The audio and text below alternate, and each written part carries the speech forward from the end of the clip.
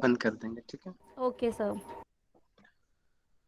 ठीक है, यहाँ पे हम बात करते हैं कि कंसेप्ट ऑफ टीचिंग क्या है। कि टीचिंग दो तरीके से हो सकती है, फॉर्मल और इनफॉर्मल। आप लिखने पे ज्यादा ध्यान मत देना, मेरी चीजों की जो मैं बताऊंगा उन चीजों को आप लिखने पे ध्यान दीजिए। स्लाइड में ऑलरेडी भेज चुका हूँ आपको, स्लाइड को कॉपी मत कीजिए, जो मैं बोल रहा हूँ उन चीजों पे नोटिस कीजिए, ठीक है। इसलिए मैंने पहले आपको स्लाइड भेज दिया था।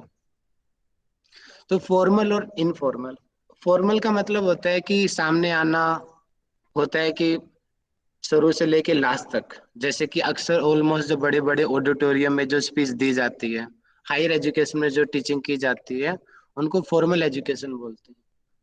बिल्कुल ही जो बात है बस उतनी ही बात कहना, उसके अलावा कुछ नहीं कहना। इनफॉर्मल, इनफॉर्मल में जैसे कि मैं कभी कभी इनफॉर्मल हो जाता हूँ, कभी शादी के एग्जाम्पल देता हूँ, कभी बच्चों के एग्जाम्पल देता हूँ, कभी चुटकुले सुना करके आपको समझाने की कोशिश की जाती है। इसको इनफॉर्मल मेथड बोलते हैं। तो फॉर्मल मेथड और इनफॉर्मल, एक गुड टीचर वही होता है जो फॉर्मल और इनफॉर्मल दोनों लैंग्वेज को लेकर चले, दोनों का। जैसे कि अब आप ऑडिटोरियम में आप बैठे हो, ठीक है, वहां पे आपको फॉर्मल लैंग्वेज बोलनी पड़ेगी। सामने आपके प्राइम मिनिस्टर बैठे हैं, आपको बड़ा स्पीच देना है, मजबूरी आपको फॉर्मल, वहां पे आप एक्स्ट्रा वर्ड्स नहीं बोल सकते। लेकिन अभी मैं आपको समझा रहा हूँ और हमारा बहुत अच्छे से व्यवहार बन चुका है, तो मैं आपको एक डिफरेंट डिफरेंट एग्जाम्पल से सिखाऊंगा। और इनफॉर्मल लैंग्वेज से क्या होता है, स्टूडेंट्स का इंटरेस्ट बनता है, इंटरेस्ट जगता है, उनको लगता है कि ये तो हमारी भाषा में बात कर रहा है, हमें कहानियां सुना सुना करके बता रहे हैं चीजों को। तो ये फॉर्मल और इनफॉर्मल टीचिंग के अंदर डिफरेंस है। तो टीचिंग के बहुत सारे क्या है कि teaching is a purpose, purposeful direction. मतलब कि कोई भी टीचिंग बिना किसी उद्देश्य की नहीं की जा सकती। पर्पज का मतलब है यहाँ पे उद्देश्य से, कि जैसे कि आप अभी क्लास कर रहे हो, आप अपने एग्जाम को क्लियर करने के लिए कर रहे हो। ऐसा नहीं है कि आप किसी भी क्लास में जाके बैठ जाओगे, नहीं, वो फिर कचरा बन जाएगा। एक पर्पज होता है हर चीज को करने का। एक टीचिंग एक पर्पजफुल डायरेक्शन है। इस तरीके से क्वेश्चन आया था पेपर में एक बार कि टीचिंग क्या है, पर्पजफुल डायरेक्शन है एक, and management of the learning process, कि सीखने का एक सिस्टमेटिक तरीका है ये। कि teaching is a process of providing opportunity for students to provide relatively permanent change. ये वाला ध्यान देंगे यहाँ पे, परमानेंट जो चेंज है through engagement in experience provided by the teachers. मतलब कि देखिए, जो चीजें मैं बता रहा हूँ शायद उससे ज्यादा किताब के अंदर लिखा होगा, लेकिन उसके बावजूद भी टीचर की आवश्यकता क्यों पड़ती है, इस लाइन से क्लियर होगा कि experience is provided by the teachers. अगर उसी चीज को, अभी आपके सामने स्लाइड है, स्लाइड हो गया एक तरीके से फॉर्मल लैंग्वेज, और एग्जाम क्लियर कर लो। लेकिन फिर भी टीचर क्यों जरूरत पड़ेगी? टीचर अपना एक्सपीरियंस देगा आपको, कि यहाँ से एग्जाम में क्वेश्चन आया, इसके अलग सो देगा, अपने जीवन का अनुभव देगा आपको। इसीलिए हमें टीचर्स की जरूरत पड़ती है। Teaching is skillful applications of knowledge. Skillful यानी कि कौशल है, ये कला है। कि पढ़ना और पढ़ाना दोनों बहुत बड़े डिफरेंस है। कुछ जरूरी नहीं है कि जिसने टॉप किया हो वो टीचिंग बहुत बेस्ट करे। बिल्कुल गलत कंसेप्ट है ये, बिल्कुल गलत कंसेप्ट। पढ़ना, खुद एग्जाम और दूसरों का एग्जाम क्लियर करवाना बहुत बड़ा अंतर है। हाँ, उसके लिए थोड़ा होता है कि उसने खुद एग्जाम क्लियर किया है तो ज्यादा संभावना बनती है कि वो दूसरों का भी क्लियर करा दे। लेकिन दोनों अलग हैं, डिफरेंस आप दोनों का ध्यान रखें कि एक स्किल है ये। और स्किल को हमेशा ही क्या होता है, सीखा जाता है। कुछ स्किल होती है बचपन से आती है, और स्किल हमेशा डेवलप की जाती है। Practice practice practice. Application of knowledge यानी कि ज्ञान, experience, scientific principles with an objective to set up an innovative to facilitate learning। मतलब कि आपको पढ़ाना है, आपको योग का चैप्टर पढ़ाना है, आपको योग दर्शन पढ़ाना है, जानकारी देना है। अब वो जानकारी आप कैसे दोगे, किन किन एग्जाम्पल से दोगे, ये है स्किल यहाँ। और ये एक्सपीरियंस से ही आती है। Teaching is A planned activity, मतलब कि एक योजना की एक क्रिया विधि है ये एक्टिविटी, यानी कि क्रिया विधि है ये प्लान्ड। एक ऐसा नहीं है कि मैं आपके सामने आया हूं और आते ही मैंने कुछ भी पढ़ाना शुरू कर दिया, नहीं। इससे पहले बहुत बड़ी पूर्व तैयारी होती है। 5-6 घंटे पहले, 5-6 घंटे से ज्यादा ही मुझे लगा, 2 दिन से मैं आप लोगों के लिए तैयारी कर रहा हूँ कि कैसे पढ़ाऊं। एक प्लान किया जाता है, ये जाने चाहिए क्या स्ट्रक्चर होना चाहिए पढ़ाने का, कौन सी स्लाइड होनी चाहिए, कौन सी फोटो, कौन सा कलर यूज होना चाहिए। पूरा का पूरा एक प्लान एक्टिविटी होती है। टीचर प्लान करके बच्चों को पढ़ाता है, उसकी टीचिंग हमेशा इफेक्टिव जाती है। और जो बिना प्लानिंग के टीचिंग करने आता है, चाहे वो कितना ही अच्छा टीचर क्यों ना हो, उसकी क्लास कभी इफेक्टिव नहीं जाती। तो प्लानिंग बहुत जरूरी है। And effective teaching depends on the following, क्या क्या है? How clear the students understand what they are expected to learn. देखिए, मतलब कि आप लोग सीखना क्या चाह रहे हो। आप लोग अभी एग्जाम के लिए आए हो, तो मेरे ज्यादा पॉसिबिलिटी है कि मैं एग्जाम की ज्यादा ही चीजें बताऊं आपको, बाहर की चीजें कम से कम आपको बताऊं, जो जरूरी हो सिर्फ वही बताऊं। कि मतलब कि स्टूडेंट्स क्या सीखना चाहते हैं, क्या वो एक्सपेक्ट करते हैं, वही चीजें क्लास में बताएं, बाहर की चीजें कम से कम बताएं। How accurately there learning can be measured, कि कितना स्टिक आप उन चीजों को बता रहे हो। टीचर के खुद के कंसेप्ट क्लियर होने बहुत जरूरी है। अक्सर ऐसा देखा गया है कि बहुत सारे टीचर्स के खुद के कंसेप्ट क्लियर नहीं हो पाते, और अपने आप ही फिर बच्चों के कहाँ से क्लियर होंगे। तो ये बहुत जरूरी हो जाता है कि टीचिंग की डेफिनेशंस में भी ये चीजें आती है कि जो टीचर का ज्ञान होता है हमेशा बच्चों के ज्ञान से हाई लेवल का होना चाहिए, क्योंकि एनर्जी हमेशा हाई टू लो मूव करती है। टीचर की एनर्जी अगर 100% अगर टीचर को पता होगा, तब वो बच्चों को 50% दे सकता है। अगर टीचर को ही 50% पता है, तो बच्चों को 20% मिलेगा। तो वो टीचिंग कभी भी इफेक्टिव नहीं हो पाएगी। इसलिए टीचर का खुद की जानकारी होना बहुत मायने रखता है। खुद की जानकारी होना, खुद का एक्सपीरियंस होना उस फील्ड में जिस टॉपिक को वो पढ़ा रहा है। Teaching is a process in which the learner, teacher and other variables are organize in a systematic way. Systematic way यहाँ पे बहुत जरूरी है। कैसे एग्जाम्पल देने हैं, कैसे स्टार्ट करनी है, कैसे खत्म करनी है, कौन कौन सी टीचिंग एड्स का आप यूज करोगे, कौन फोटोज का यूज करोगे। एक सिस्टमेटिक प्रोसेस है ये। और तभी हम अपने जो गोल को प्राप्त कर सकेंगे, जब इन चीजों को फॉलो किया जाएगा अपनी टीचिंग के अंदर। कि teaching in activity that causes the child to learn and acquire the desires knowledge and skills, also the desire way of living in the society. मतलब कि मेन अगर मैं यहाँ पे इस बात का अगर निष्कर्ष आपको बताऊं, कि टीचिंग वो है जो विद्यार्थी के जीवन में परिवर्तन डाल दे। अगर मैं आपको हठयोग प्रदीपिका पढ़ा रहा हूँ, और हठयोग प्रदीपिका पढ़ाते पढ़ाते आपके अंदर जोश आ जाता है कि मुझे योग करना है, मुझे षटकर्म करना है, मुझे मुद्रा करनी है, मुझे समाधि करना है। अगर आपके अंदर वो फीलिंग्स आने लग जाए, तब तो है टीचिंग का फायदा, कि टीचिंग आपकी सही डायरेक्शन में गई है। अगर वो फीलिंग्स बच्चे के अंदर नहीं आ रही है, खाली बच्चा किताब तक सीमित रह गया है, बस उसको ये पता है कि उसमें चार उपदेश है, आसन है, षटकर्म है, कुंभक है, मुद्रा है, खाली उसको एक नॉलेज हो गई है, लेकिन उसके व्यवहार में कोई चेंज नहीं आ रहा है, तो वो टीचिंग अच्छी टीचिंग नहीं होती।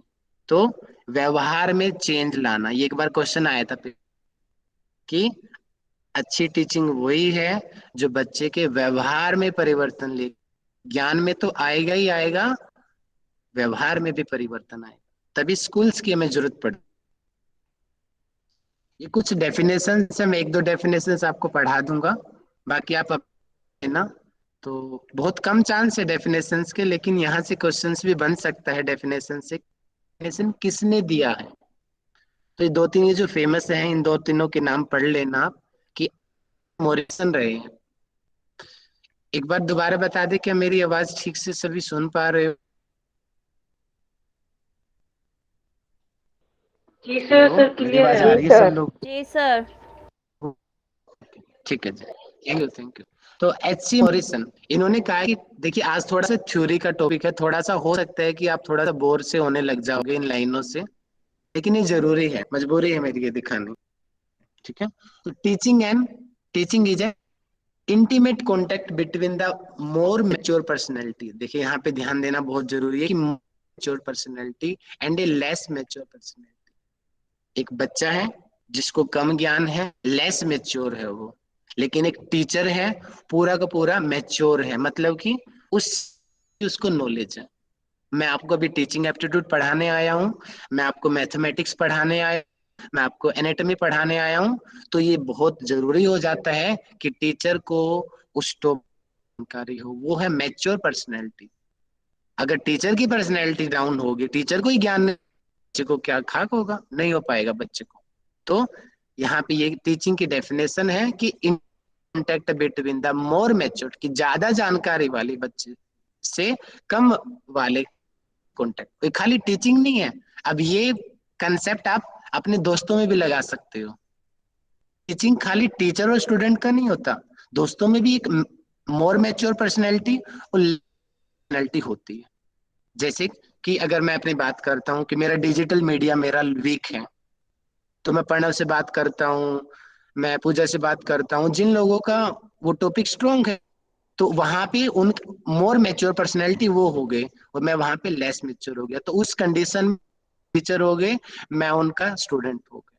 तो कहीं पर भी टीचिंग हो सकती है, और परंपरा में भी तो बताया गया है कि टीचिंग कोई भी हो सकता है, कुत्ता भी आपका टीचर हो सकता है, पक्षी भी आपका टीचर हो सकता है। तो ये मोर मैच्योरिटी का मतलब वही है, उस सब्जेक्ट की नॉलेज उस इंडिविजुअल को ज्यादा होना, ये है टीचिंग। एक और डेफिनेशन पढ़ा देता हूँ आपको, जैक्सन, कि teaching is a face to face encounters, कि आमने सामने बैठे हैं, बातें कर रहे हैं। आजकल तो ऑनलाइन हो गया है, तो ऑनलाइन में भी हम आमने सामने कैमरा खोल के बातें करके पॉसिबल है। Face to face encounters between two or more person, जैसे कि या तो मैं और मेरा एक स्टूडेंट, हम दो लोग हैं, या जैसे अभी आप 50 लोग जुड़े हुए हो, बहुत सारे पर्सन हो सकते हैं। One of whom teacher intends to effect certain change in the other participant students। देखिए व्यवहार में परिवर्तन आ गया ना। अ- उसी को हम टीचर कहेंगे जिसकी बातें कहने से बच्चों के अंदर उत्साह जग जाए, क्यूरियोसिटी बच्चों में पैदा हो जाए, बच्चों के व्यवहार में परिवर्तन होने लग जाए, उसको हम टीचिंग कहेंगे। अगर ऐसा नहीं हो रहा है तो वो टीचिंग नहीं है, फॉर्मेलिटी हो रही है।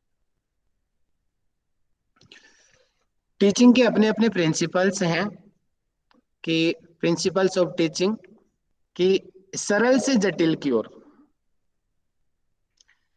ये बहुत सरल से जटिल की ओर, कि मतलब कि जो आप जानते हो, सरल का मतलब है जो आप जानते हो, और जटिल का मतलब जो आप नहीं जानते, वहां तक ले जाना। फॉर एग्जाम्पल, अगर मैं आपको एलियन के बारे में कुछ पढ़ाना चाहता हूँ, कि एलियन के बारे में मैं आपको पढ़ाऊंगा, एलियन के बारे में आप नहीं पता आपको, एलियन की फेस कैसा होता है, उनके पैर हाथ होते भी या नहीं होते हमें नहीं पता, माइंड उनका कैसा होता है, सुना सुना है, सिर्फ मूवीज में देखा है, तो वो हमारे लिए जटिल है। और सरल क्या है, मैं एग्जांपल दूं कुत्ते का, गाय का, बिल्ली का। सरल से जटिल की ओर मतलब कि अब मुझे आपको एलियन के बारे में समझाना है। अब मैं आपको बताऊंगा कि एक इंसान होता है, इंसान के एक सिर है, ठीक है, दो हाथ हैं, और उसके दो पैर हैं। ये एक सामान्य रूप से एक इंसान का स्ट्रक्चर है। ये सरल है, आप लोगों ने इंसान देखे, आप खुद भी इंसान हो, तो आप बोलोगे अब इस स्ट्रक्चर से, अब इसमें कुछ धीरे धीरे चेंज करेंगे, कि उसके तीन हाथ होंगे, उसकी तीन आंखें होंगी, तीन उसके पैर होंगे, 10 होंगे, 15 होंगे, वो उड़ेगा, कुछ भी कर सकता है वो। इस तरीके से हम धीरे धीरे उसको, जो आप जानते हो उससे लेकर के जो आप नहीं जानते, ये है प्रिंसिपल ऑफ टीचिंग। ज्ञात से अज्ञात की ओर, जो आपको जानकारी है उससे आपको जो जानकारी नहीं है वहां तक ले जाना, उसको वो है टीचिंग। स्थूल से सूक्ष्म की ओर, स्थूल चीजों को हम आसानी से जानते हैं, ये दीवार है, ये ईंट है, ये लैपटॉप है। एटम्स के बारे में, इलेक्ट्रॉन के बारे में, प्रोटॉन के बारे में हम नहीं जानते। तो स्थूल से सूक्ष्म की ओर ले जाना, वही तो है वास्तविक साइंस। और वास्तविक साइंस को ही एक्चुअल में टीचिंग को बोलते हैं। पूर्ण से अंश की ओर, अनिश्चित से निश्चित की ओर, प्रत्यक्ष से अप्रत्यक्ष की ओर, विशिष्ट से सामान्य की ओर, विश्लेषण से संश्लेषण की ओर। यानी कि ये सारे के सारे पेपर में आ सकते हैं। तो इन चीजों आप नजर में निकाल लेना कि प्रिंसिपल्स हैं ये। और यहाँ से एक दो बार क्वेश्चन आए हैं कि टीचिंग के प्रिंसिपल्स कौन से हैं, या फिर ऐसे क्वेश्चन बनेगा सीधा पेपर में कि निम्न में से टीचिंग का प्रिंसिपल नहीं है। तो जोन से हैं उनको छोड़ देना, और जोन से नहीं है उनको देख लेना। और ऐसे भी क्वेश्चन बनता है, ध्यान देखना, कि उल्टा दे देगा पेपर में। यहाँ पे क्या है, सरल से जटिल की ओर, वो पेपर में ऑप्शन में दे देगा पहचानो निम्न में से टीचिंग प्रिंसिपल नहीं है, उल्टा दे देगा जटिल से सरल की ओर, अज्ञात से ज्ञात की ओर, कुछ भी दे सकता है। तो ये अपनी आंखें खोल करके इन प्रिंसिपल्स को देखना, क्योंकि प्रिंसिपल यानी कि सिद्धांत है ये। सिद्धांत को कोई बदल नहीं सकता। यही ऐसे क्वेश्चन पेपर में पूछे जाते हैं। क्लियर हुआ सब लोगों को? बता दे एक बार माइक खोल के कोई। हाँ जी। अब हम आते हैं टॉपिक के ऊपर। ये हमारा टॉपिक में सबसे पहले दिया हुआ है, what are the objectives. Objectives का मतलब है उद्देश्य। और मैं थोड़ा सा माफी चाहूंगा, मैं हिंदी की स्लाइड में कम बना पाया हूँ। वैसे आगे मैंने कोशिश की है हिंदी की स्लाइड्स डालने की, क्योंकि ज्यादा समय नहीं था, इसलिए मैंने इंग्लिश की स्लाइड ही इजी रही, तो मैंने हिंदी में डायरेक्ट बताता रहूंगा आप लोगों को। ज्यादा दिक्कत हो तो मुझे बता देना। What are the objectives of teaching. Objective का मतलब कि उद्देश्य क्या है टीचिंग करने के, पर्पज क्या है आपका, कि to help students acquire knowledge and data. कि देखिए बच्चों को ज्ञान दे और डेटा दे। जैसे कि बच्चे अक्सर खुश होते हैं उस टीचर से जो नोट्स देता है, ऐसा होता है ना। एक तो होता है जानकारी देना, एक्वायर नॉलेज, मैं आपको पढ़ा रहा हूँ, मैंने आपको जानकारी दी, ठीक है, इनफ। लेकिन एक दूसरा टीचर है जो इन्होंने पढ़ाया भी और अपनी स्लाइड भी सेंड कर दी बच्चों को। अब बच्चों के लिए तो अरे वाह बड़ा अच्छा टीचर है, इसने अपने नोट्स दे दिए, अपना डाटा दे दिया। एक मिनट देंगे, बार बार फोन आ रहा है वो भैया का। एक मिनट के लिए रुकेंगे आप सभी।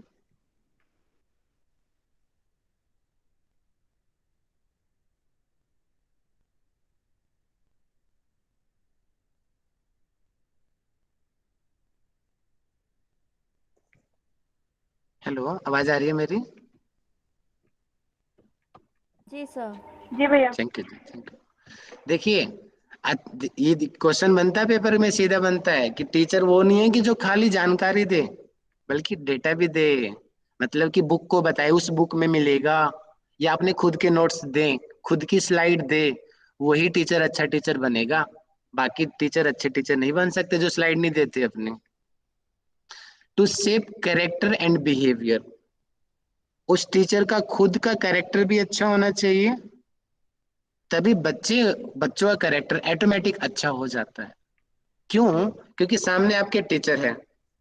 अगर टीचर, बच्चे टीचर को आदर्श मानते हैं अपना, कि टीचर जैसा करेगा बच्चे भी वैसा करेंगे।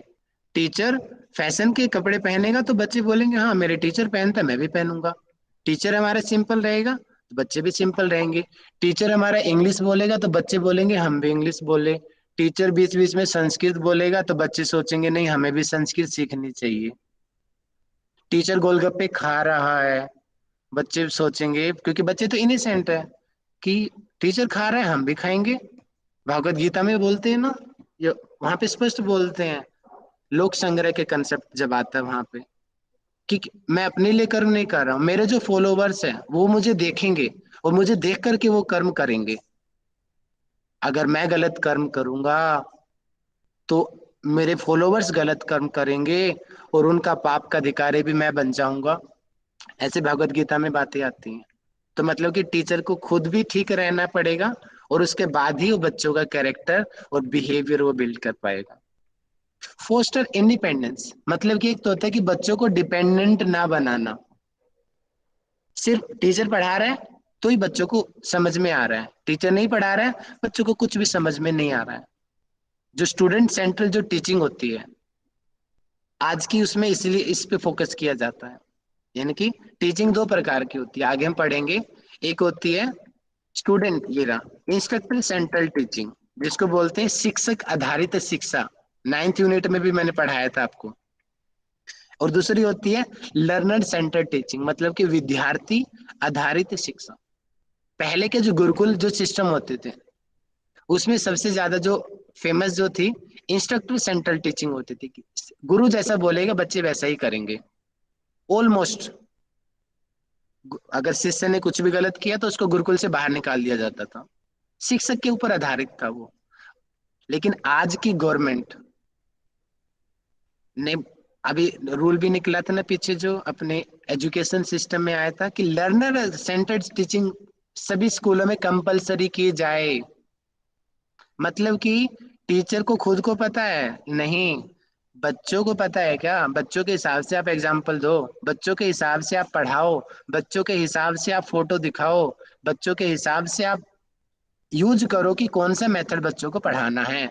बच्चों को गेम गेम खेलते खेलते पढ़ाई करनी है, बच्चों को इंग्लिश में पढ़ना है, बच्चों को हिंदी में पढ़ना है।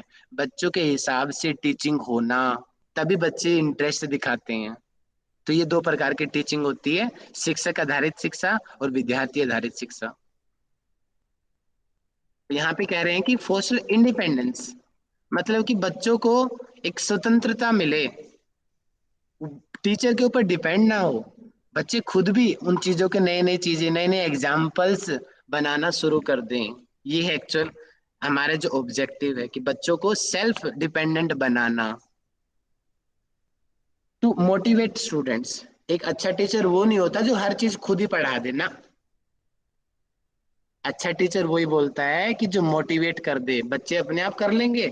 आप सबको मेरे से ज्यादा जानकारी है और ऐसा वास्तव रियलिटी है ये। कई लोग हमारे क्लास में एक से एक धुरंधर पढ़े हैं, मैं उनके सामने चीटी भी नहीं हूं। लेकिन अच्छा टीचर वही है जो अपने कम ज्ञान को भी ज्यादा करके दिखा दे और उन लोगों के अंदर भी जोश जग जाए, मोटिवेट हो जाए, हाँ हमें ये करना है। To nurture creative thinking, creative का मतलब होता है कि हर चीज को नए तरीके से करना। अब जैसे कि जो स्पेशल बच्चों को जो पढ़ाते हैं, सबसे ज्यादा क्रिएटिव थिंकिंग उनमें होती है। और जो प्री जो प्राइमरी लेवल के जो इसकी LKG UKG की जो छोटी क्लासेस होती हैं, वहां पे क्रिएटिव थिंकिंग पे आज आप देखो किड्स स्कूल्स में जा करके, ये क्या है? ये एप्पल है, अच्छा ये एप्पल है, एप्पल की फोटो दिखेगी आपको। अच्छा ये क्या है? ये बनाना है। ये क्या है? ये फिश है। ये एक एक के ऊपर एक रखो, दो के ऊपर दो रखो, तीन के ऊपर तीन रखो। क्यों? पढ़ा तो हम ऐसे भी सकते थे 1 2 3, लेकिन उसके बावजूद भी काउंटिंग का ड्राइंग बनाई टीचर ने, वो ड्राइंग के जरिए वो बच्चों को पढ़ा रहा है। तो बच्चों के अंदर क्रिएटिविटी लेके आना, क्रिएटिव थिंकिंग, अब बच्चे खुद से डेवलप होना शुरू हो जाएंगे। अब बोलेंगे A for Apple, B for boy.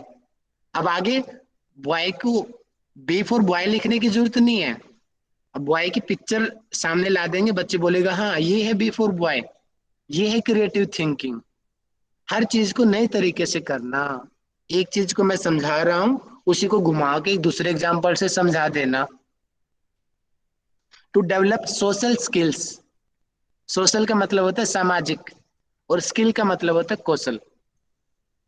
इस चीज की सबसे ज्यादा कमी है, क्योंकि आजकल सबसे ज्यादा लोग कंप्लेन क्या करते हैं? बेरोजगारी की, भ्रष्टाचार की। मुझे तो कहीं नहीं दिखती, सब बोलते हैं कि जॉब नहीं है, जॉब नहीं है, जॉब नहीं है। क्योंकि वो सोशल नहीं है, स्किल नहीं है।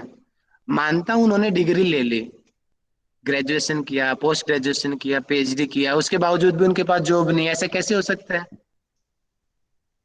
और एक सिंपल सा जिसने एक छोटा सा YCB का कोर्स कर लिया, छोटा सा डिप्लोमा कोर्स कर लिया 6 महीने का, और वो फॉरेन में जाके सिखा रहा है, तो कुछ तो डिफरेंस है ना उसके अंदर। और आपने इतनी बड़ी डिग्री की फिर भी आप कुछ नहीं कर पाए, और वो छोटी सी डिग्री किया और उसके बावजूद वो इतने बड़े स्तर पे पहुंच गया। बाबा रामदेव जी का एग्जाम्पल लेके देखो। बाबा रामदेव जी के पास क्या है? उनके पास पीएचडी की डिग्री नहीं है, लेकिन वो पीएचडी को पढ़ाते हैं। स्किल है उनके पास में, सोशल स्किल्स, ज्ञान को पढ़ना और उसको जीवन में अप्लाई करना, ये बहुत जरूरी है। उस चीज को पढ़ना, जीवन में लागू करना। अब मैं आपको मैथमेटिक्स पढ़ा रहा हूँ, ऐसे अक्सर लोग कंप्लेन करते हैं इस चीज की, बचपन से मैथमेटिक्स पढ़ रहे हैं, सोशल साइंस पढ़ रहे हैं, साइंस पढ़ रहे हैं, जीवन में क्या लग रहा है भैया, हमें तो काम करना है, दिहाड़ी मजदूरी करनी है, हमें ये चीजें कहाँ से काम आएंगी? भैया आप चाहे दिहाड़ी मजदूरी करो, आपको मैथमेटिक्स आप ध्यान से देखोगे आपको वहां भी काम आएगा। आप प्लम्बर का काम करो, वहां भी मैथमेटिक्स आपको काम आएगा। कोई भी फील्ड क्यों ना हो, आपको अप्लाई करना नहीं आ रहा उन चीजों को, यही तो है सोशल स्किल्स। ये है ऑब्जेक्टिव ऑफ द टीचिंग। एक अच्छा टीचर की विशेषताएं क्या क्या होती हैं? कैरेक्टरिस्टिक्स मतलब कि एक जो महान टीचर है, ग्रेट लिख दिया यहाँ पे, कोई बात नहीं, वेरी गुड या टीचर भी लिख सकते हैं। यानी कि बहुत जो हाई लेवल का जो टीचर होता है, जो बच्चे जिनके फैन हो जाते हैं, बाकी बच्चे आए ना आए लेकिन उस टीचर की क्लास में बच्चे जरूर आते हैं, तो कुछ तो रीजन होगा ना, उस टीचर के अंदर कुछ तो क्वालिटी होगी जो बच्चे खींचे चले आते हैं। बच्चे बिजी हैं, बस में बैठा है, बच्चे फिर भी जुड़ जा रहे हैं। है वो ऑफिस में बैठा लेकिन नहीं, अभी आज तो वो टीचर हमें पढ़ाने आएगा, हम तो उसकी क्लास को बिल्कुल मिस नहीं करेंगे। तो कुछ तो विशेषता होंगी ना उस टीचर की, तभी तो बच्चे ऐसे खींचे चले आते हैं, बिना अटेंडेंस के भी आ जाते हैं। और दूसरा एक बेकार टीचर है, अटेंडेंस के बावजूद भी बच्चे नहीं जाते उसकी क्लास में, तो कुछ तो डिफरेंस होगा ना। तो उन चीजों को हमें जानना है। ये भी क्वेश्चंस कई बार यहाँ से पेपर में आए हैं कि इम्पैथी, सहानुभूति, मतलब कि ये इमोशनल अटैचमेंट होती है एक टीचर की। एक जैसे कि दोस्त की फीलिंग होती है कि बच्चे को ये ना लगे कि वो उनका टीचर है, नहीं वो एक उनका फ्रेंड है। एक सहानुभूति हो कि बच्चे क्यों नहीं कर पा रहे, इमोशनल अटैचमेंट बच्चों के साथ में एक टीचर का होता है। फिर क्या होता है कि बच्चे क्या होता है, वो टीचर के साथ अपनापन आने लग जाता है, उसको लगता है कि नहीं ये टीचर नहीं है, ये तो मेरा दोस्त है, तो अपने आप ही जो टीचर बोलेगा वो अपने आप ही चीजें करने लग जाता है। लीडरशिप क्वालिटी, लीडरशिप का मतलब क्या है, जैसे कि नेताओं के अंदर होती है कि एक साथ बहुत बड़े ग्रुप को लेकर चलना, लोगों को गाइड करना। भैया नीरज जी आप ये करोगे, भावना जी आप ये करोगे, प्रेरणा जी आप ये करोगे, पुष्पा जी आप ये करोगे। लोगों को खुद काम करना नहीं करना वो बात अलग है, लेकिन उसको काम डिवाइड करना उसको आएगा। लीडरशिप क्वालिटी एक टीचर की बहुत अच्छी क्वालिटी। कई बार क्या होता है कि सिलेबस नहीं हुआ, सिलेबस बहुत पेंडिंग है और एग्जाम्स आ गए, तो एक अच्छा टीचर की पहचान ही क्या है, वो काम को बांट देगा बच्चों में। मीनाक्षी जी आपको ये यूनिट करानी है, पूजा जी आपको ये यूनिट करानी है, प्रणव जी आपको ये यूनिट करानी है, और एकदम से काम हमारा हल्का हो गया। टीचर ने कुछ नहीं किया, सिर्फ बच्चों को मोटिवेट किया, लीडरशिप की क्वालिटी की, जो बच्चा जो चीज करने में सक्षम था उसको वो काम दे दिया और काम हो गया। कुछ दिन पहले, एक महीने पहले, इसी मेथड को मैंने भी अपनी क्लास में अप्लाई किया था, आप लोगों ने देखा ही होगा। पेशेंस, एक धैर्य होता है टीचर के अंदर, धैर्य होता है कि कई बार क्या होता है कि बच्चों को पढ़ाया और समझ में नहीं आया तो कई टीचर ना डिमोटिवेट हो जाते हैं कि मुझे पढ़ाना नहीं आता। नहीं, सब्र रखो, आएगा धीरे धीरे, दोबारा पढ़ाओ बच्चों को, फिर समझ आएगा। ठीक है, कुछ गड़बड़ है, patience patience. Effective goal setting, मतलब कि आपका पर्पज क्या है? पैसन है सर। हाँ जी। चौथा नंबर पैसन है सर। पेशेंस के बाद अच्छा पैसन सॉरी है। Sorry, okay okay okay. एक है पैसेंस, एक है पैसन, एक तो है शौक। बच्चे, हाँ समझ आ गया सर, थैंक यू सर। शौक मतलब इंटरेस्ट क्या है आपका, टीचर का खुद का इंटरेस्ट होना चाहिए। अब टीचर है हो आप, इंजीनियर, आप इंजीनियरिंग आप पढ़ाई करके आए हो और आप योगा सिखा रहे हो बच्चों को, आजकल यही हो रहा है। योगा में क्यों आ रहे हैं? पैसा मिल रहा है, जल्दी जॉब मिल जाती है। इच्छा उनकी नहीं है, उनके संस्कार नहीं है, लेकिन जॉब जल्दी मिल जा रही है इसलिए लोग योगा में आ रहे हैं, इसलिए डिप्लोमा कोर्स कर रहे हैं। आप लोगों में से आधे से ज्यादा लोग, 80-90% ऐसे लोग होंगे जो सिर्फ इसलिए योग से जुड़े हैं कि उनको नौकरी मिल जाए, एक्चुअल इंटरेस्ट नहीं होता। तो एक टीचर वही टॉपिक उठाए जिसमें उसका खुद का भी शौक हो, खुद की कमांड हो, तभी तो बच्चों को पढ़ा पाएगा। अब टीचर को खुद की कमांड नहीं है तो बच्चों को क्या पढ़ाएगा? अब वो इंजीनियर करके आया है, वो पोस्टर्स के बारे में कैसे बताएगा? वो बायो एनाटॉमी फिजियोलॉजी को कैसे एक्सप्लेन करेगा? कैसे आसनों को बॉडी के साथ में, साइंस के साथ में कैसे रिलेट कर पाएगा? ठीक है, तो मतलब कि टीचर का खुद का इंटरेस्ट होना चाहिए। इफेक्टिव गोल सेटिंग, कि हम पढ़ाई कर रहे हैं क्यों कर रहे हैं, मैं आपको पढ़ा रहा हूँ क्यों पढ़ा रहा हूँ, ताकि आपका एग्जाम क्लियर हो। क्लियर कम्युनिकेशन, मतलब कि कम्युनिकेशन, कम्युनिकेशन में क्या होता है?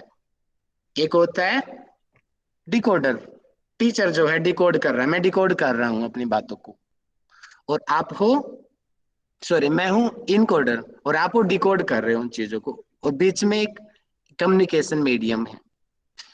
एक अच्छा टीचर का कम्युनिकेशन मीडियम हमेशा अच्छा होता है। इसमें लैंग्वेज भी देखी जाएगी, उसके एग्जाम्पल्स भी देखे जाएंगे, मतलब कि डिपेंड ऑन ऑडियंस, आपकी ऑडियंस कौन है, उसके हिसाब से आप डिसाइड करोगे आपको क्या यूज करनी है। मैं पार्क में योगा करा रहा हूं तो वहां पे मेरी बोलने का तरीका कुछ और होगा। मैं एमए के बच्चों को पढ़ा रहा हूँ, वहां पे बोलने का तरीका कुछ और होगा। मैं पीएचडी वालों को पढ़ा रहा हूँ, वहां पे मेरे एग्जाम्पल्स कुछ और होंगे। मैं हॉस्पिटल में डॉक्टर्स को योगा करवा रहा हूँ, वहां पे मेरी लैंग्वेज कुछ और होगी।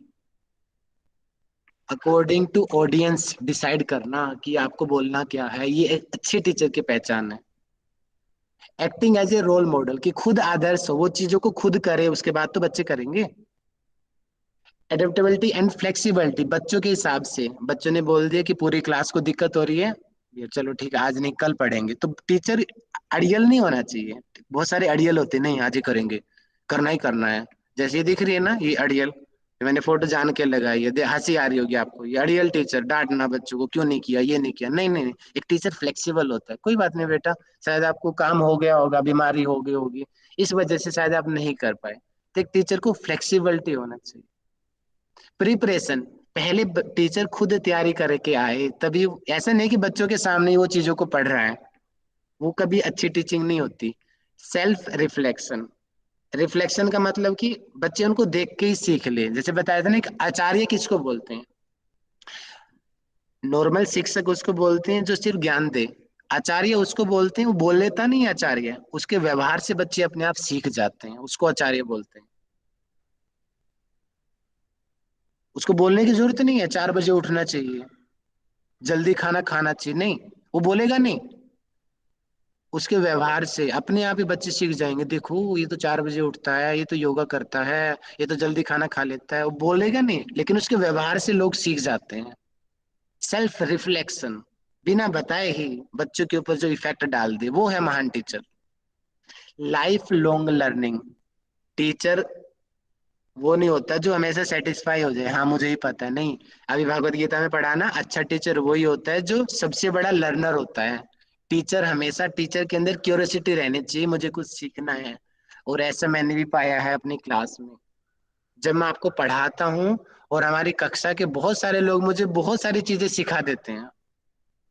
अगर हम सीखना चाहें तो हमारे स्टूडेंट्स हमें बहुत सारी चीजें सिखा सकते हैं। तो डिपेंड करता है ना आपकी मेंटलिटी क्या है। अपने आप को आप ईगो है कि मैं टीचर हूँ, स्टूडेंट मुझे क्या सिखाएंगे, नहीं नहीं, वो बेकार टीचर की पहचान है। अच्छा टीचर स्टूडेंट को ऊपर रखता है, हाँ जी आप हमें सिखाओ, अपने आप ही सिखाते हैं बच्चे उनको। फिर promoting A love of learning, कि एक इमोशनल अटैचमेंट होता है बच्चों के साथ में, बच्चे अपने आप ही केयर करते हैं, उसको जरूरत नहीं पड़ती, बच्चे अपने आप केयर करेंगे उसकी, क्योंकि वाइब्रेशन जुड़ जाती है उस टीचर के साथ में, फीलिंग्स। अब ये इसको आप नेगेटिव मत लेना, कई लोग थोड़ा नेगेटिव लेने लग जाते हैं। जेंडर चाहे कोई भी हो, मेल हो चाहे फीमेल हो, एक इमोशनल अटैचमेंट होता है टीचर के साथ में। वो अपोजिट जेंडर भी हो सकता है और सेम जेंडर भी हो सकता है, वो मायने यहाँ पे नहीं करता। जैसे कि आप प्रैक्टिकल योगा आप करा रहे हो किसी को, आए हो प्रैक्टिकल योगा करा के 1 2 3, अच्छा आपने इंग्लिश में बोला, अच्छा इंग्लिश में क्लास ली, लेकिन किसी बच्चे के ऊपर ध्यान ही नहीं दिया, अटैचमेंट ही नहीं बनी, बोलेंगे अरे मेरे ऊपर तो ध्यान ही नहीं दे रहा, मेरा तो कैमरा ही नहीं खोला, मैंने कैमरा खोला तो इसने देखा ही नहीं, टीचर ने तो मेरे को अटैचमेंट ही नहीं है टीचर की, तो वो टीचर कभी अच्छा टीचर नहीं बन पाएगा। अब जैसे मैं आपको पढ़ा रहा हूँ, अरे ये टीचर तो क्वेश्चन ही नहीं पूछता, आया पढ़ाया और चला गया। इसने तो यही नहीं जाना कि हमारा हालचाल क्या है, क्या हमें समझ आया नहीं आया। एक अटैचमेंट होता है जब, ऐसा जाता कुछ नहीं है। हाँ जी प्रेरणा जी ठीक हो, नीरज जी ठीक हो, मेरा कुछ नहीं गया, लेकिन आप लोगों के मन में एक फीलिंग्स आ गई, देखो कितना अच्छा टीचर है, मेरा हाल चाल भी पूछता है। यानी कि एक अच्छे टीचर की पहचान है, एक अच्छा टीचर हमेशा इन छोटी छोटी टेक्निक्स को लेकर चलता है, तभी वो अच्छा टीचर बन सकता है, अदरवाइज वो इफेक्टिवनेस नहीं आती। ठीक है, तो टाइप्स दो प्रकार की बताई थी।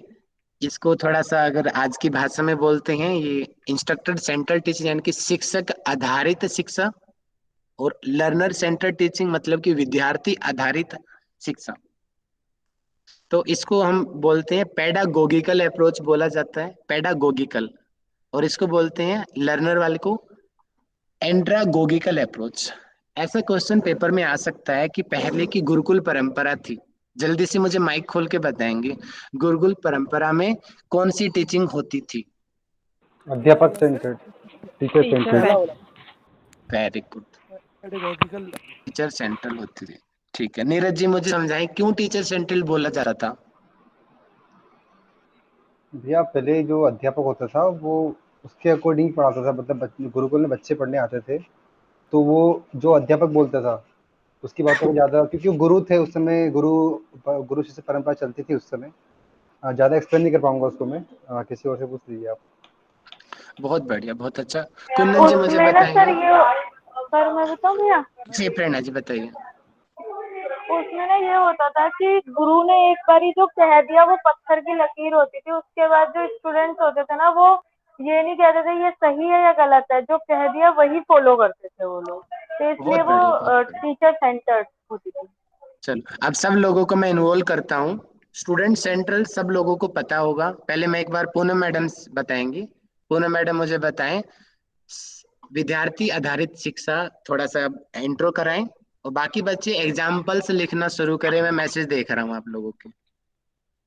जी सर, विद्यार्थी आधारित यानी आप जैसे हमको पढ़ा रहे हो, कि आपको क्या पढ़ना है, आपको किस में दिक्कत आ रही है, आप हमसे बात करते हो, हमको एग्जांपल देते हो, हमारी राय लेते हो कि आपको समझ रहा है नहीं समझ रहा है, ठीक है आज नहीं पढ़ना है, आज नेटवर्क इश्यू है, जैसे आप हमको साथ लेके चलते हो, हमारा ओपिनियन भी मायने रखता है।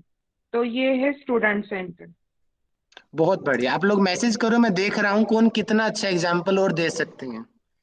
एम डी वाई ने टाइप किया स्टूडेंट्स के लेवल, इनको देखकर प्लान करना, वेरी गुड। प्रेरणा जी ने tuition, tuition teacher teacher, Gauri ji coaching classes, M D Y है ना, इसमें स्टूडेंट गुरु से क्वेश्चन कर सकता है, सवाल जवाब कर सकता है, वेरी गुड। योगा, आज का शिक्षण पद्धति, एग्जाम्पल्स दीजिए एग्जाम्पल्स। प्रकाश मिश्रा जी माइक खोल के बताएं, वोकेशनल कोर्स। प्रेरणा जी, पुष्पा जी, स्टूडेंट्स को ध्यान में रखना, पढ़ाना।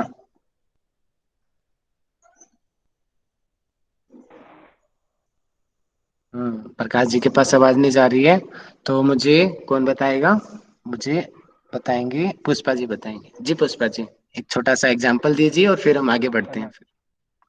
सर स्टूडेंट्स को ध्यान में रख के, उनके लेवल को ध्यान में रख के पढ़ाया जाता है कि नमस्ते सर। वो किस तरह से समझ पाएंगे और उनको उसी रूप में उनको समझाना, किस भाषा में समझ पाएंगे, इस तरह से उनका लेवल देख के उनको समझाना। बहुत बढ़िया। एक बच्चों को लगना चाहिए ना कि हाँ ये टीचर खाली पढ़ा नहीं रहा है, बच्चों का ध्यान भी रख रहा है।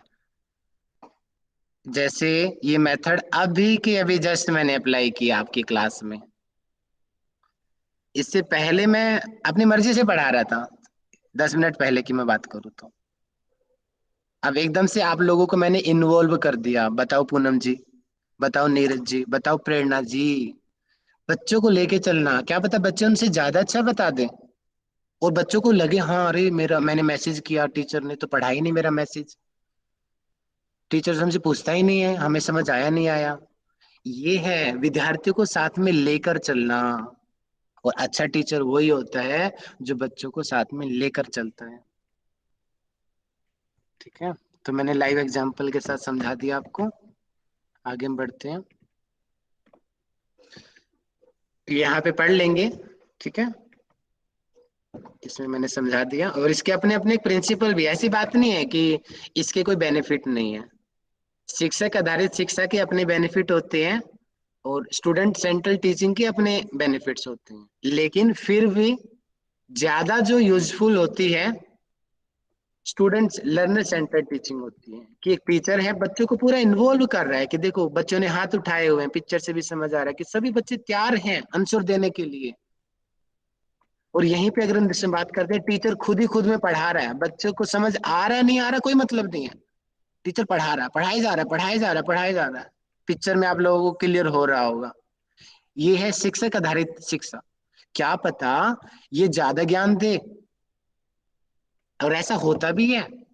जो शिक्षक आधारित जो शिक्षा होती है उसमें टीचर बहुत ज्यादा ज्ञान देता है, बहुत ज्यादा, शायद वो ज्यादा ज्ञान बच्चों को हजम नहीं होता, इसलिए फिर वो बच्चे उस टीचर को इग्नोर मारने लग जाते हैं।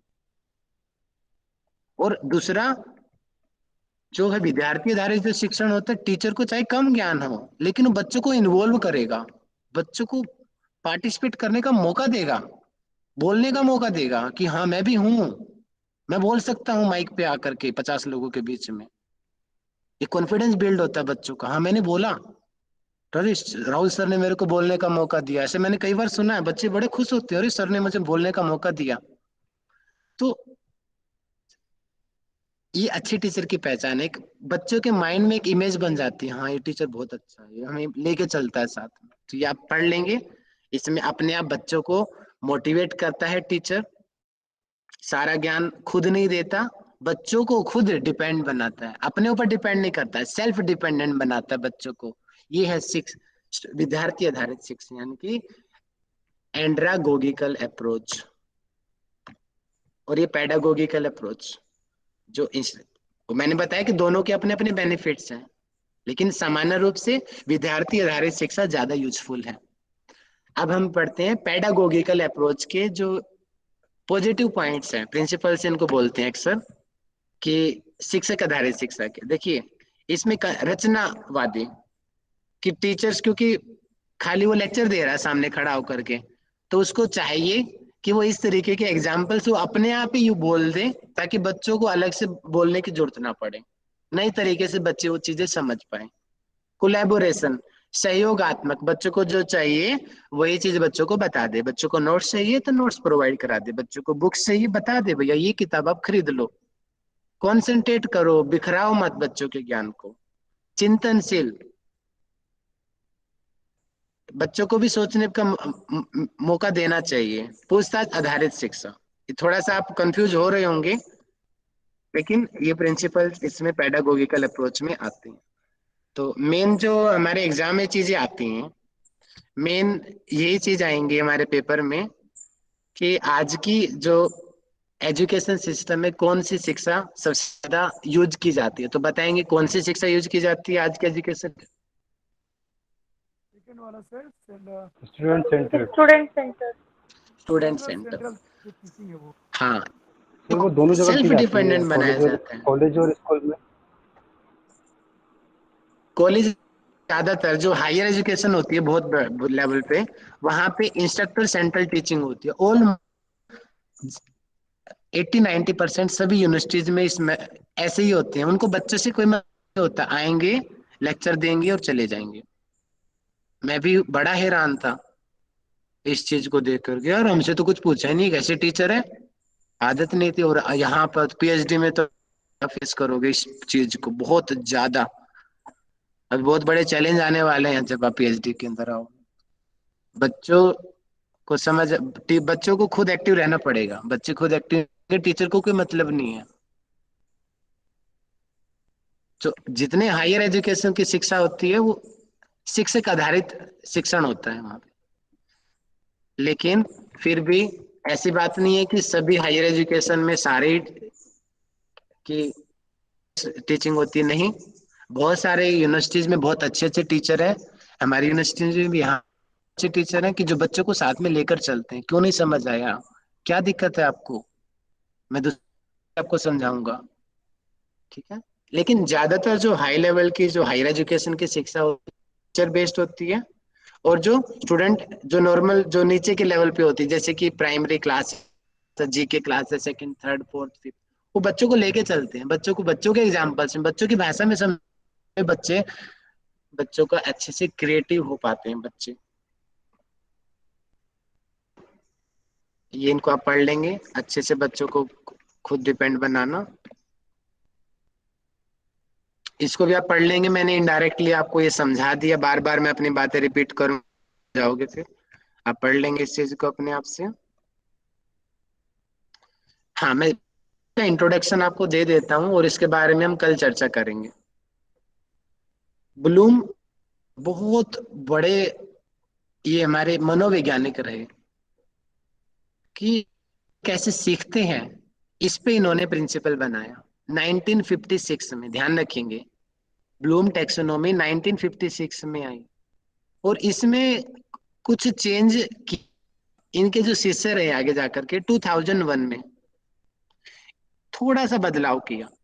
इन मेन प्रिंसिपल यही थे जो ब्लूम जी के थे, बेंजामिन ब्लूम 1956, ध्यान रखेंगे। इन्होंने ब्लूम टैक्सोनॉमी और तीन चीजों में डिवाइड किया, देखो, ज्ञानात्मक, बोधात्मक और क्रियात्मक। इसको इंग्लिश में बोलते हैं, ज्ञानात्मक को बोलते हैं कोग्निटिव, बोधात्मक को बोलते हैं इफेक्टिव, क्रियात्मक को बोलते हैं साइकोमोटर। देखिए ये रहा, कोग्निटिव, इफेक्टिव और साइकोमोटर। तीन लेवल पे टीचिंग की जाती है, बच्चे तीन तरीके से सीखते हैं। यहाँ पे कुछ डायग्राम्स मैंने दिए हैं, जैसे कि देखो, इस डायग्राम से मैं आपको समझाने की कोशिश करता हूँ, जो राइट साइड में आपको दिख रहा होगा कि कोग्निटिव, देखो यहाँ पे थिंकिंग है, मतलब कि बच्चों को सोचने पे मजबूर कर दिया जाता है, बच्चे अपना माइंड यूज करते हैं। इफेक्टिव, इमोशनल अटैचमेंट, कुछ बच्चे होते हैं वो ज्ञान से नहीं सीखते, बस उनके प्रति आप इमोशनल अटैचमेंट दिखाओ, वो सीख जाएंगे, वो इफेक्टिव इसके अंतर्गत आती है, इफेक्टिव डोमेन बोलते हैं इसको। साइकोमोटर, जब ऐसा हो जाता है कि वो बच्चे अपने जीवन में उन चीजों को अप्लाई करना लग जाते हैं,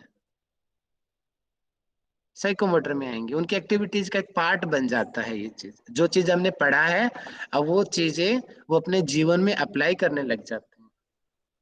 तो इसकी गहराई में आपको कल पढ़ाऊंगा, और आपको छोटा सा मैं होमवर्क देता हूँ। होमवर्क ये है आपका, ये थोड़ा सा पिक्चर शायद गड़बड़ हो सकती है, लेकिन आप कहाँ से पढ़ेंगे, आपको एक तो ये पढ़ के आना है।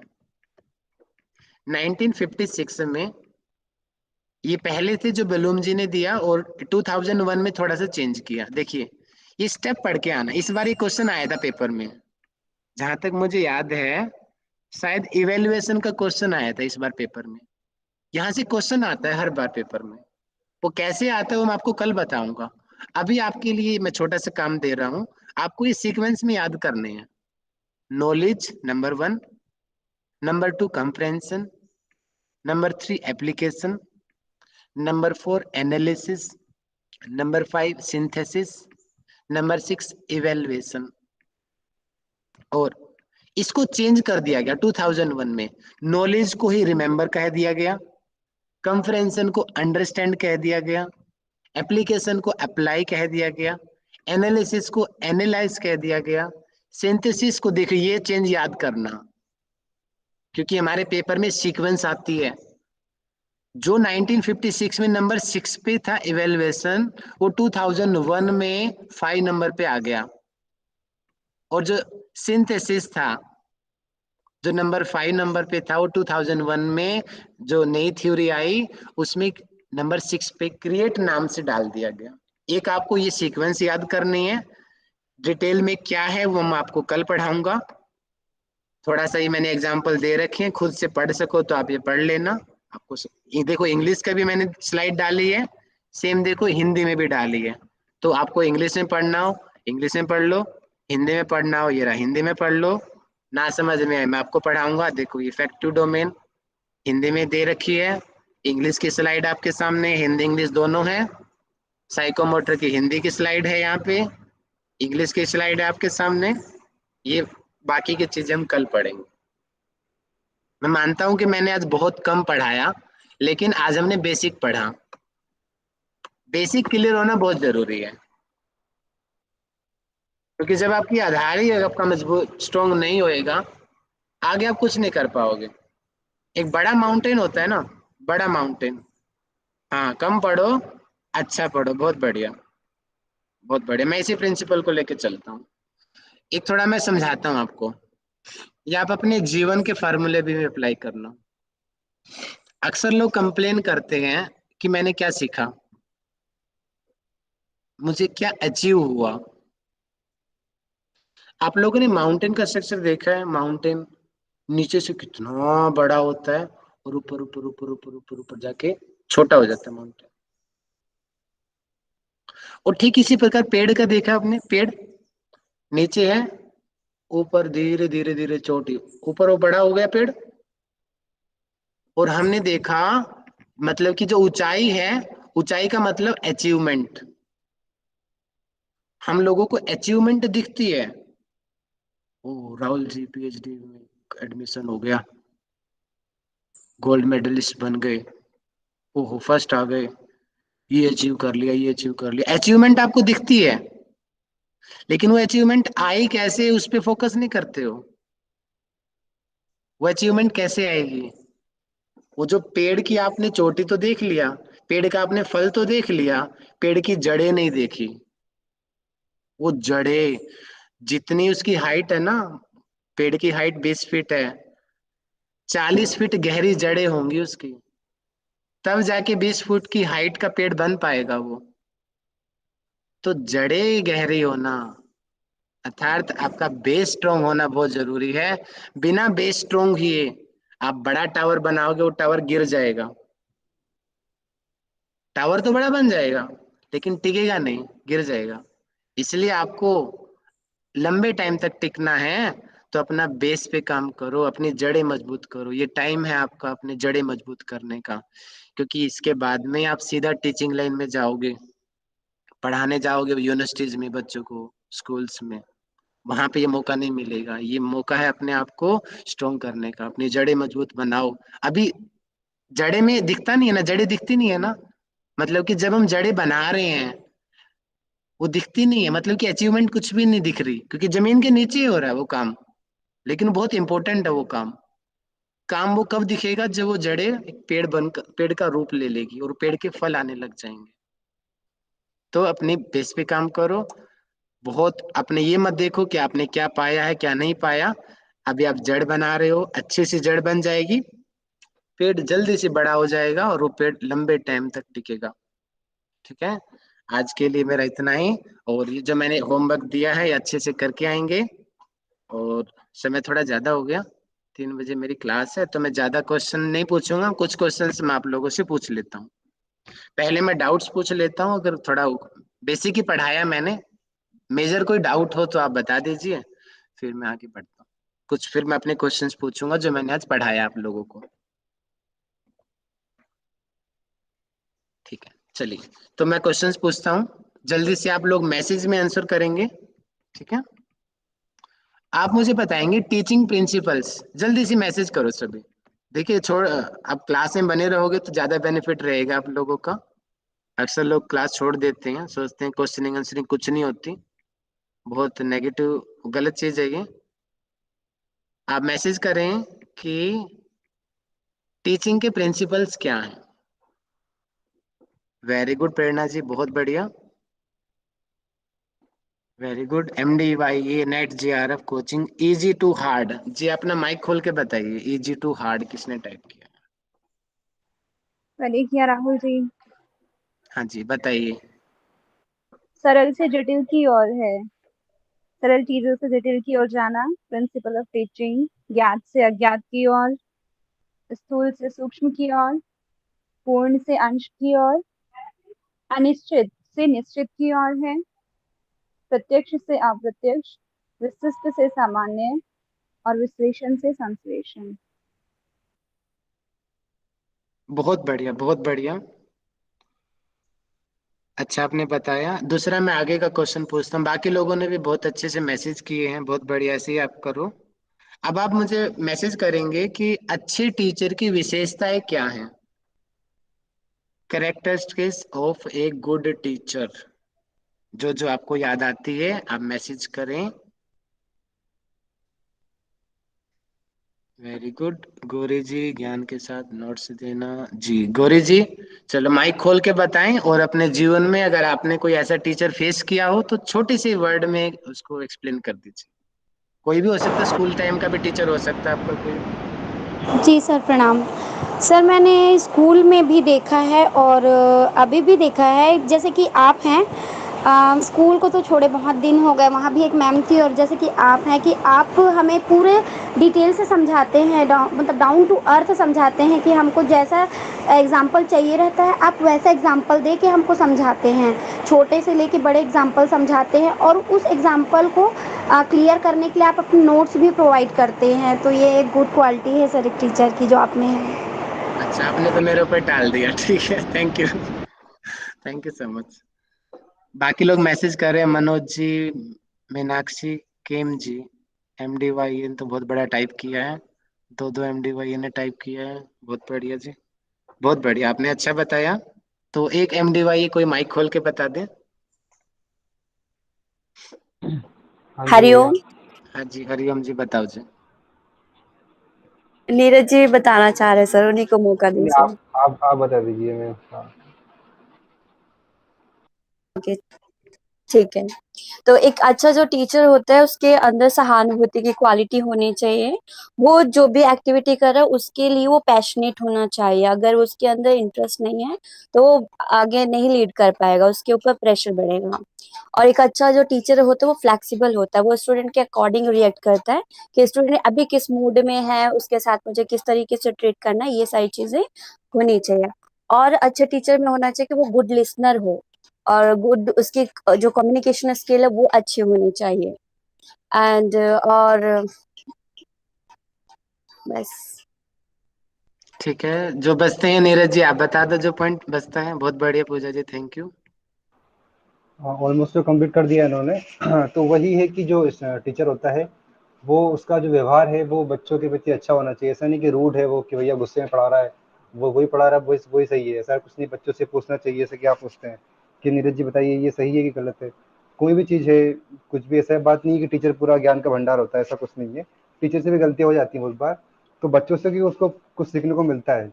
तो ऐसा नहीं है कि उसका ईगो हर्ट नहीं होना चाहिए कि भैया मैं तो बच्चों से पूछ लूंगा तो मेरा तो ईगो हर्ट हो जाएगा, बच्चे सोचेंगे टीचर को कुछ पता ही नहीं है, हमसे पूछ रहा है ये। ऐसा उसके अंदर भेदभाव नहीं होना चाहिए, है ना। और उसकी जो टीचर एक हमेशा लर्नर होना चाहिए, सीखते रहना चाहिए उसको हमेशा। ऐसा नहीं है कि उसको कि भैया सब कुछ आ गया, ऐसा कुछ नहीं होता। जैसे कि मतलब कहीं ना कहीं मुझे तो आपकी दिखते हैं, आपसे पढ़ा है मैंने इतना कुछ, तो बहुत सारी क्वालिटीज आपके अंदर हैं। तो ये सब चीज़ें हैं, पेशेंस होना चाहिए, चलो, धैर्य होना चाहिए उसके अंदर। बहुत बढ़िया, अभी बहुत और कमियां लीडरशिप हैं, क्वालिटी धीरे तो धीरे होनी सीख रहे चाहिए। हैं। बहुत जी। बढ़िया Neeraj ji, thank you so much. हाँ, यम है हम, महाकाल हमारी क्लास में बैठे हैं। महाकाल जी प्रकट हो जाओ, कौन है आप, सामने अवतरित हो जाएं, अपने दर्शन करा दें।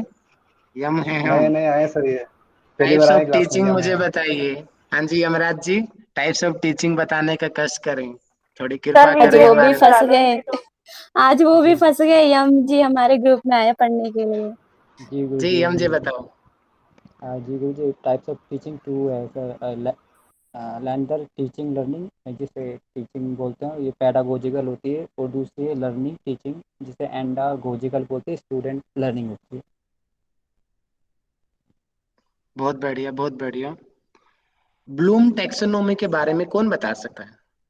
थोड़ा सा, जो मैंने हल्का सा इंट्रोडक्शन दिया है ओनली, ब्लूम कल मैं पढ़ाऊंगा, उस इंट्रोडक्शन को थोड़ा सा कौन बता सकता है मुझे अपने आप से मैं सामने बता से? दूं भैया? जी राधिका जी बताएंगे, जी राधिका जी बताओ। बस वो तीन ही शब्द याद है भैया जो आपने बताया था, ज्ञानात्मक, क्रियात्मक और एक उद्देशात्मक।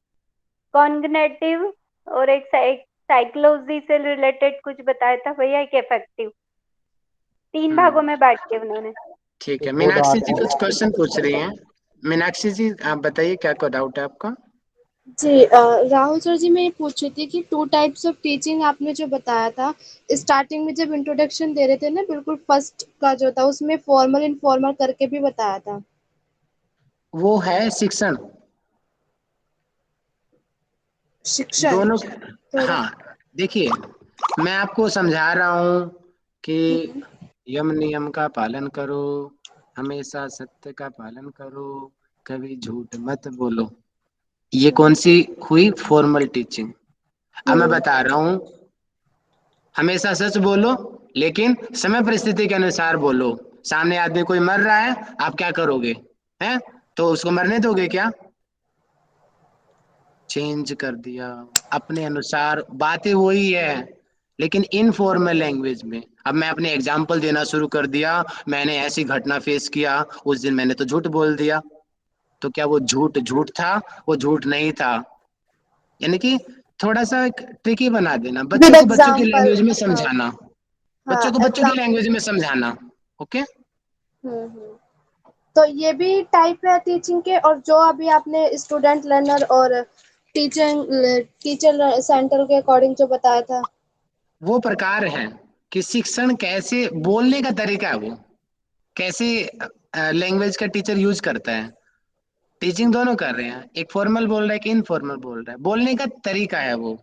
और ये है अच्छा, टीचिंग का प्रकार है ये। ठीक है, ओके ओके, ठीक है, ठीक। Thank you.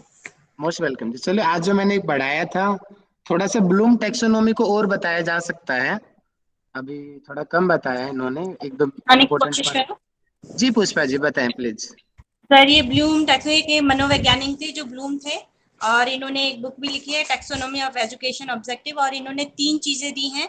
एक तो कॉग्निटिव है, संज्ञात्मक, और अफेक्टिव है वो आ गया भावनात्मक, और एक साइकोमोटर है वो मनो, जो हम हाथ पैरों से करते हैं। इनमें 3 चीजें भी बताई थी, एच से होती है, 3 एच भी होते हैं इसमें। हेड होता है, शायद हैंड होता है, और एक और होता है वो मुझे भी याद नहीं आ हार्ट, रहा sir. Heart, heart, head, heart. Head, तो हैंड और हार्ट। हार्ट 3 चीजों से बना है। बहुत, ये 3H फार्मूला है, बहुत बड़े पुष्पा जी ने बता दिया। 3H formula, 3H, head cognitive, heart effective, और हैंड साइकोमोटर। इन चीजों से भी आप समझ सकते हो 3H फार्मूला। ओके, बहुत बड़े पुष्पा जी, देखो सिखा दिया ना। कई बार बच्चे भी सिखा देते हैं, टीचर को पता है, लेकिन टीचर के दिमाग से बातें स्किप हो जाती हैं। बच्चे भी सिखा देते हैं। अभी पुष्पा जी ने देखो मुझे याद करा दिया, एकदम से मेरे दिमाग से स्किप हो गई थी वो बात। तो एक टीचर को हमेशा एक्टिव रहना चाहिए। बच्चों के पास ज्ञान का भंडार होता है एक्चुअल में, ये वास्तविकता है। हमें वो कैसे लेना है, वो वही चीज हमें सीखना है, और वही चीज आपको अच्छा और बुरा बनाती है। चलिए जी, आज के लिए इतना हो गया, और मैं रिकॉर्डिंग ऑफ कर देता हूँ। आप लोगों को कैसा समझ आया, थोड़ा सा फीडबैक